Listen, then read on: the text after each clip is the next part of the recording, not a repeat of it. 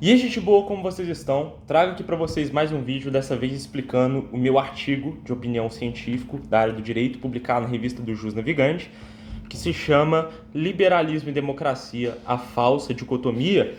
Como base que eu utilizei para esse artigo foi esse livro aqui, Liberalismo e Democracia, né, do Norberto Bobbio. Outros que eu utilizei de referência foram A Liberdade dos Antigos Comparada dos Modernos, do professor Benjamin Constant, e O Futuro da Democracia, de Norberto Bobbio, além do livro Segundo Tratado sobre o Governo Civil, de John Locke. Então vamos lá explicar o artigo. O que consiste o artigo? O artigo consiste em provar, basicamente, por meio da minha opinião, assim, e por meio do embasamento desses três livros aqui, né, desses três livrinhos aqui, a conexão indissolúvel, indispensável entre o liberalismo e a democracia. Primeira coisa, o liberalismo, ele surge do iluminismo, da filosofia iluminista, com filósofos como John Locke, Jean-Jacques Rousseau, Voltaire e demais filósofos do iluminismo. Beleza. Qual que é o cerne do iluminismo? É a razão, é o homem, né? É o homem, é o indivíduo. Então, o cerne do liberalismo é o individualismo, né? Se você for pegar o livro O Contrato Social, de Jean-Jacques Rousseau, ou mesmo o livro O Segundo Tratado sobre o Governo Civil, que eu uso como base, de John Locke, o cerne da teoria dos caras, de contratualismo, de contrato social, se dá por meio do indivíduo. Então existe uma sociedade pré-estatal, pré-sociedade civil, pré-sociedade, vida privada, que é formado por indivíduos.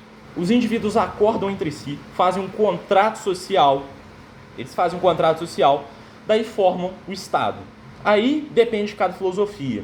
Rousseau com vontade geral, John Locke com os direitos, liberdades básicas e direitos políticos, né? Beleza. Então o cerne do liberalismo é o iluminismo e o cerne do liberalismo e do iluminismo é o individualismo. Beleza.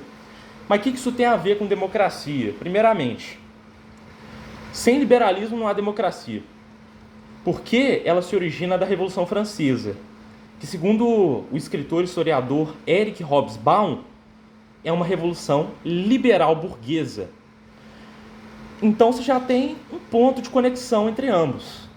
Uma revolução liberal burguesa, democracia representativa, ascensão da burguesia no terceiro estado na época da Revolução Francesa, né?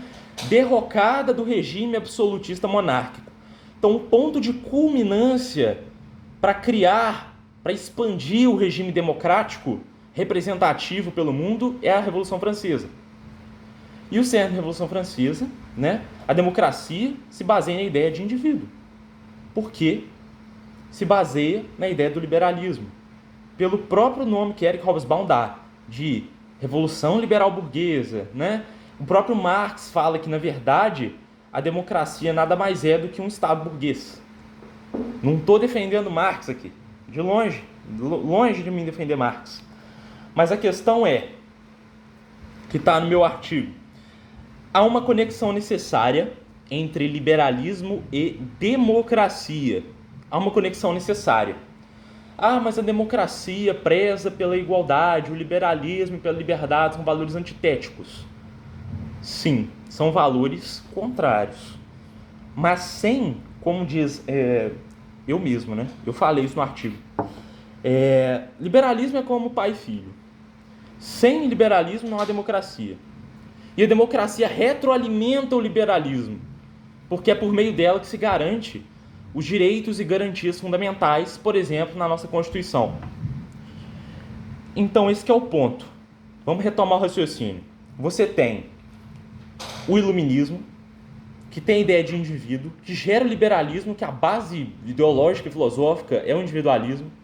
Com isso, você tem uma ideia de derrocada do regime monárquico, a Revolução Francesa, que é baseada no liberalismo, e, consequentemente, é criada a democracia representativa, a criação da democracia representativa, que protege o quê?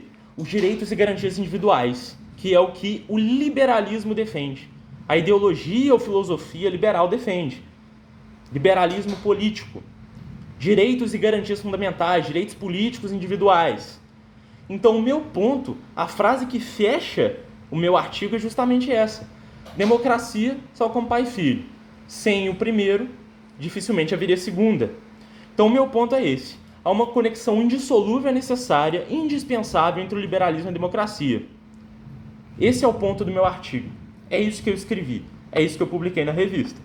Espero que vocês tenham gostado da explicação, né, do meu artigo, né, de minha autoria e tal, que eu tenho direitos autorais sobre ele, eu tenho CCN, etc.